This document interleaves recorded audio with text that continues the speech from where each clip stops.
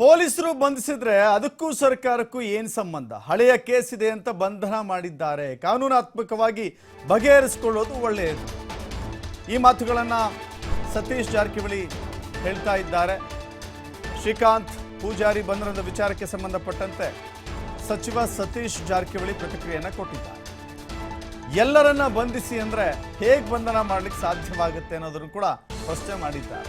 ಅಂದರೆ ಬಿಜೆಪಿಯವರು ನಡೆಸ್ತಾ ಇರುವಂತಹ ಹೋರಾಟ ಇದೆಯಲ್ಲ, ನನ್ನನ್ನು ಬಂಧಿಸಿ ಅಂತ ಎಲ್ಲರನ್ನ ಬಂಧನ ಹೇಗೆ ಮಾಡ್ಲಿಕ್ಕೆ ಸಾಧ್ಯ ಅಂತ ಪ್ರಶ್ನೆಯನ್ನು ಮಾಡ್ತಾ ಇದ್ದಾರೆ.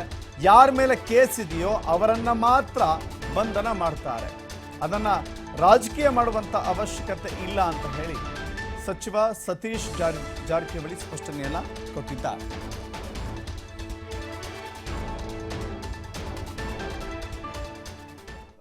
ನಾವು ರಾಜಕೀಯ ಪಕ್ಷಗಳು ಏನು ಮಾಡ್ಲಿಕ್ಕೆ ಸಾಧ್ಯ ಇದೆ ಹೇಳಿ? ಅವ್ರದ್ದು ಯಾವುದೋ ಹಳೆ ಕೇಸ್ ಇದೆ ಅಂತ ಅವರು ಅರೆಸ್ಟ್ ಮಾಡಿದ್ದಾರೆ. ಸೊ ಇನ್ನೇನವ್ರ ನ್ಯಾಯಾಲಯದಲ್ಲಿ ಅದಕ್ಕೆ ಅವರು ಪರಿಹಾರ ಕಂಡುಕೊಳ್ಬೇಕು. ಈಗ ನಾವು ಒಂದು ಹೇಳೋದು ಅವರೊಂದು ಹೇಳೋದ್ರಾಗ ಏನೋ ಅನಾವಶ್ಯಕ.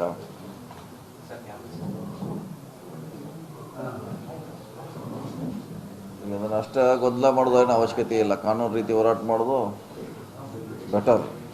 ನೋಡಿ, ಯಾರ ಮ್ಯಾಗ ಕೇಸ್ ಇದೆ ಅವ್ರನ್ನಷ್ಟೇ ಮಾಡಲಿಕ್ಕೆ, ಎಲ್ಲರನ್ನೂ ಮಾಡಿದ್ರೆ ಹೆಂಗೆ ಮಾಡಲಿಕ್ಕೆ? ಏನು ಯಾರು ಮಾಡೋರು? ಪೊಲೀಸರು ಮಾಡ್ಲಿಕ್ಕಾಗತ್ತೆ? ಯಾವ ಸರ್ಕಾರ ಯಾಕೆ ಮಾಡಬೇಕು? ಅವ್ರಿಗೆ ಅನಾವಶ್ಯಕ ಯಾರಿಗೆ ಮಾಡ್ಲಿಕ್ಕೆ ಸಾಧ್ಯ ಇದೆ? ಸೊ ಅನಾವಶ್ಯಕ ಮಾಡುವಂಥ ಪ್ರಶ್ನೆ ಇಲ್ಲ. ಸೊ ಆ ರೀತಿ ಅದನ್ನು ರಾಜಕೀಕರಣಗೊಳಿಸೋದು ಏನು ಅವಶ್ಯಕತೆ ಇಲ್ಲ. ಯಾಕಂದರೆ ಅದೊಂದು ಪಾರ್ಟ್ ಅಷ್ಟೇ.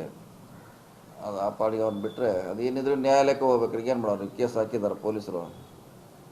ಸೊ ನ್ಯಾಯಾಲಯದಲ್ಲಿ ಅದಕ್ಕೆ ಪರಿಹಾರ ಕಂಡುಕೊಳ್ಬೇಕು ಅಂಥ ಘಟನೆ ಆದಾಗ.